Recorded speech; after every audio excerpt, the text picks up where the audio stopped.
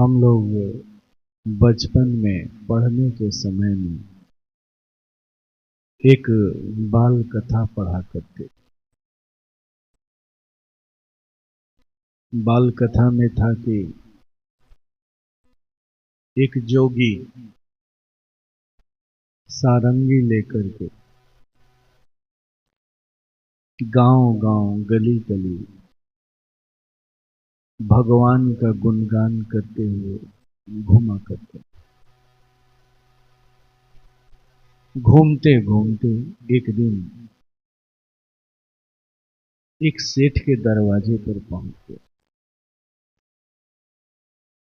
जब सेठ के दरवाजे पर पहुंचा तो उसने आवाज लगाई, सेठ जी घर से बाहर निकले। सेठ जी जब बाहर निकले तो जोगी ने कहा कि बाबू, बहुत जोर की मुझे भूख लगी, क्या कुछ खाने को मिल जाएगा? सेठ जी ने तुरंत उसकी बात को स्वीकार किया। हाँ हाँ बैठिए।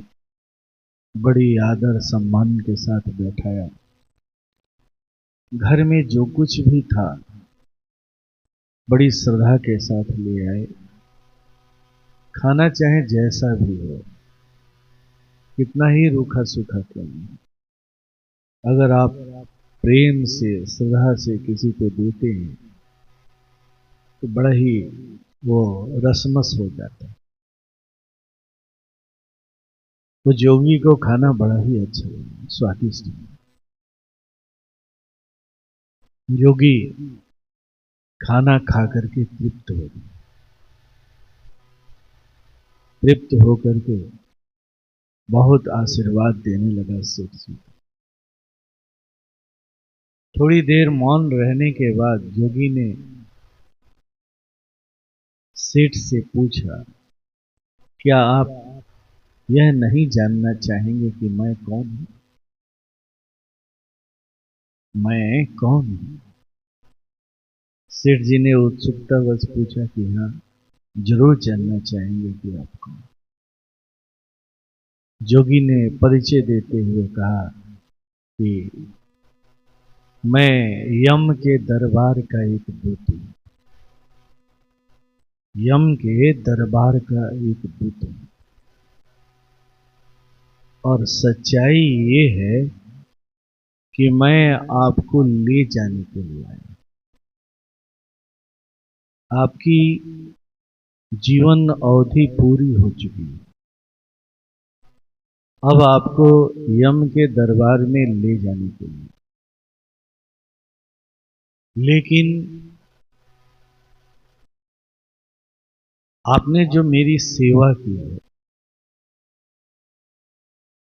जो मुझे भोजन कराया है इतनी श्रद्धा से, इसे देख करके मुझे आप पर दया भी आ रही। मेरे पास एक ऐसी चीज है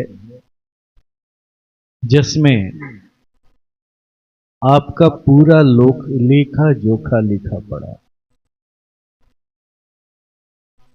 तो मैं सोचता हूं कि आपकी भी मैं कुछ सहायता कर दूं। और सहायता ये होगी कि वो जो बही खाता है मैं आपको दे रहा हूं और 5 मिनट का समय दे रहा हूं।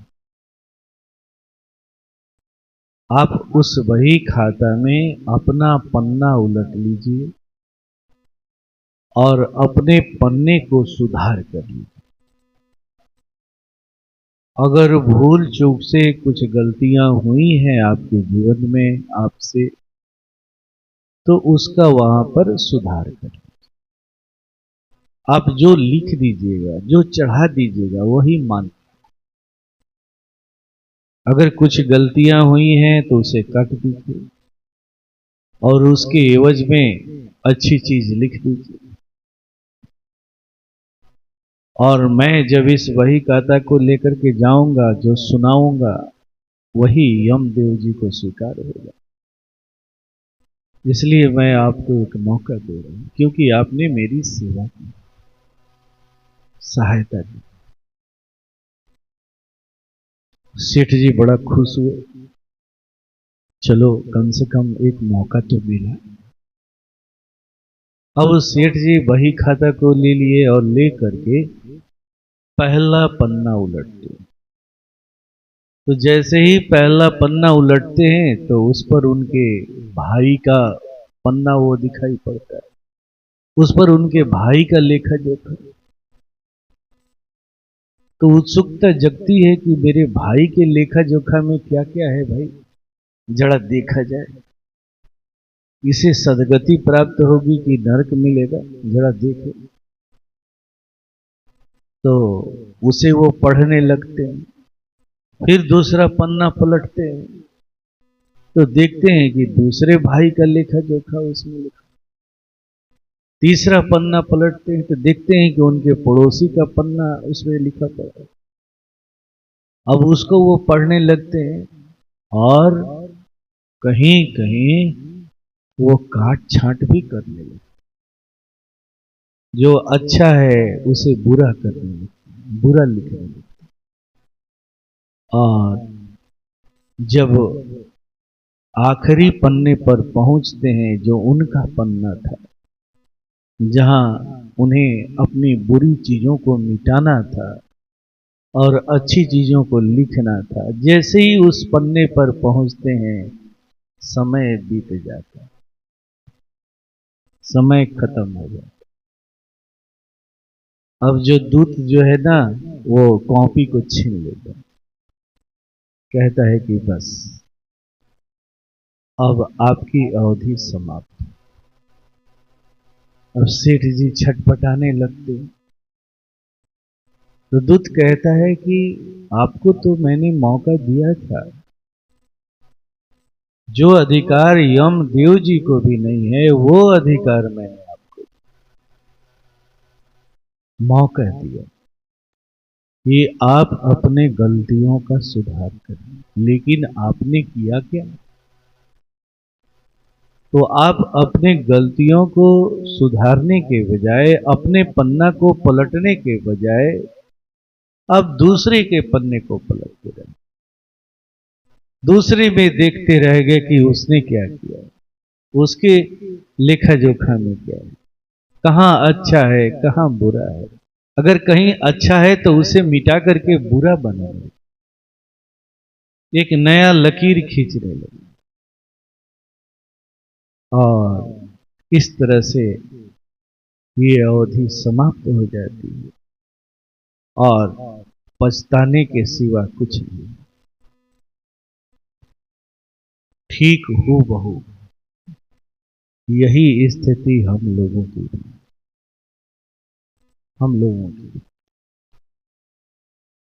अक्सर हम भी यही भूल करते हैं। परम पूज्य गुरु महाराज साहब ने जो हमें विद्या दी है, वो साधना दी है, वो निज को जानने की साधना, स्वयं को जानने की साधना, स्वयं को पहचानने की साधना, निज में प्रवेश करने की साधना। मुसलमानों के यहाँ एक परंपरा है, मुसलमान फकीरों के यहाँ, कि जब उन फकीरों को जाना होता है, शरीर त्यागना होता है, तो वो क्या करते हैं? तो अपने किसी शिष्यों को बुलाते हैं और जब उन्हें जाने का समय आता है तो वो अपनी चादर उन्हें दे देते हैं। तो एक बार ऐसे ही एक मुसलमान फकीर को जब जाने का समय आया तो उन्होंने अपने जितने भी शिष्य थे सभी शिष्यों को बुलाया और कहा कि अगर मैं अपनी चादर तुम्हें दे दूं तो तुम इसका क्या उपयोग करो? तो जो पहला शिष्य था ना, उसने कहा कि मैं जब इस चादर को प्राप्त कर लूंगा तो आपके संदेशों को जन जन में बांटूंगा। सुन करके मुसलमान फकीर मौन हो गए। फिर उसने दूसरे शिष्य की तरफ इशारा किया कि भाई मैं तुम्हें अपनी चादर दे दूं तो क्या करेगा। तो उसने भी यही बात कही कि मैं एक संस्था बनाऊंगा और इस रास्ते पर चलने वाले लोगों को इकट्ठा करूंगा, आपके विचारधारा का प्रचार प्रसार करूंगा। फिर वो फकीर मौन हो गए। तीसरे शिष्य को उन्होंने बुलाया और पूछा कि तुम क्या करोगे। तो उसने कहा कि जब ये चादर मुझे मिलेगी ना, तो इस चादर को प्राप्त करके मैं अपने सारे अवगुणों को नष्ट करूं, मिटाऊं। सबसे पहला काम अपने सारे अवगुणों को मिटाऊं, सारे दोषों को समाप्त करूं, क्योंकि बिना इस चादर के मेरे सारे दोष समाप्त नहीं हो सकते, मिट नहीं सकते। कहते हैं कि उस फकीर ने अपनी उस चादर को उसी तीसरे शिष्य को दे दिया। ये प्रसंग परम पूज्य गुरु महाराज साहब अक्सर कहा था। उनका भी इशारा इसी तरफ था कि हमें पहले अपने आप को ठीक करना। निज में प्रवेश करने की बात क्यों कही गई, इसीलिए तो कही। निज में प्रवेश करना यानी अपने आप को देखना, अपने आप को ठीक करना। जब हम ठीक होंगे तो सामने वाला भी ठीक हो जाएगा। इसी को तो भगवान राम भी कहते हैं। जब लक्ष्मण जी उनसे पूछते हैं कि प्रभु आपकी प्रसन्नता का राज क्या है, तो कहते हैं कि मम गुण गावत पुलक शरीरा, गद गद गिरा नयन बह नीरा, काम आदि मद दम्भ न जाके, तात निरंतर वसनी। मुझे वही प्राप्त कर सकता है जब मेरा वो गुणगान करने लगे तो उसके आंखों से झरझर आंसू बहे। ये पहला शर्त है, ये पहला शर्त है कि उसकी आंखों से आंसू झरझर गिरने लगे। लेकिन इसका मतलब ये नहीं है कि मैं प्राप्त हो जाऊं। अब उसके अंदर में भूमि बनने लगी है मुझे प्राप्त करने, लेकिन अभी दो दोष बाकी हैं। वो दो दोष क्या है? तीन दोष। काम आदि मद दंभ न जाए।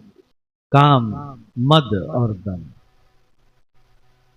काम का मतलब कामना से, विचारों से। मद जो हम नहीं है लेकिन होने की बात सोचते हैं। बाबूजी पहलवान थे लेकिन हम पहलवान नहीं हैं, लेकिन हम उन्हीं की तरह मान सम्मान चाहते हैं, लेकिन हम कुछ है नहीं, हम जीरो हैं। ये है मद। और दंभ, दंभ क्या है? तो रावण। रावण न करेंगे न करने देंगे, न चलेंगे न चलने देंगे। अगर हम चलेंगे तो तुमको नहीं चलने देंगे। वो क्या किया करता था? पूजा पाठ किया करता था, ध्यान साधना खूब करता था, लेकिन दूसरों को नहीं करने देता। जब संत महात्मा ऋषि मुनि इस काम को किया करते थे तो उसमें वो हड्डियां फेंकवा दिया करते, भंग करा दिया करते, क्योंकि वो ध्यान के महत्व को समझा था। वो जानता था कि ये ध्यान ही ऐसी चीज है जो शक्तिशाली बना सकती है, और अपनी तरह शक्तिशाली, बलवान किसी को वो बनने देना नहीं चाहिए, इसीलिए ऐसा किया। तो भगवान राम भी कहते हैं, ये जब तक दोष हम लोगों के अंदर रहेंगे तब तक हम उनको प्राप्त करने के अधिकारी नहीं। और ये दोष मिटेगा कैसे? तो इसी चादर से, जो चादर हमारे प्रभु ने हम लोगों को दी है, ये दीक्षा रूपी चादर, ये दीक्षा रूपी। हम रोज इसका अभ्यास करें और ये अभ्यास ही एक दिन हमें निर्मल बनाए, हमें उस भूमि पर पहुंचाएगा जहां वो हमारे मध्य आने के लिए आतुर हैं, बेचैन हैं, लेकिन हमारे अंदर में वो पात्रता नहीं है, वो योग्यता नहीं है कि हम उनके साथ हो सके, उन्हें अपने अंदर में उतार सके। याद रहे, यही वो चादर है, ये ध्यान, ये साधना, ये दीक्षा जो उन्होंने दी है हमें, ये उनकी चादर। तो ये चादर इसीलिए दी है कि हम भी इस चादर को ओढ़ें और उस तीसरे शिष्य की तरह अपने अवगुणों को मिटाएं। प्रवचन करना, ज्ञान की बातें करना तो बहुत बाद की बात है, बहुत दूर की बात है। सबसे पहले हम इसे अपने अवगुणों को मिटाएं। जब हमारे अवगुण मिट जाएंगे तो हमारा उठना, हमारा बैठना, हमारा चलना ही प्रवचन है, गुरु का संदेश है। यही संदेश हमारे परम पिता ने दिया। ऐसे महाप्रभु के दरबार में हमसे बैठे, आइए परम पूज्य से प्रार्थना करते हैं, हे प्रभु, आप अपनी कृपा, अपनी दया हम सबों पर हमेशा बनाए रखना। प्रभु, हमें सद्बुद्धि देना। आपने जो चादर हमें दिया है, उस चादर का सही सही हम लोग इस्तेमाल करें, सही सही इस्तेमाल। ऐसे भाव के साथ इस नैवेद्य को अपने प्रभु के चरणों में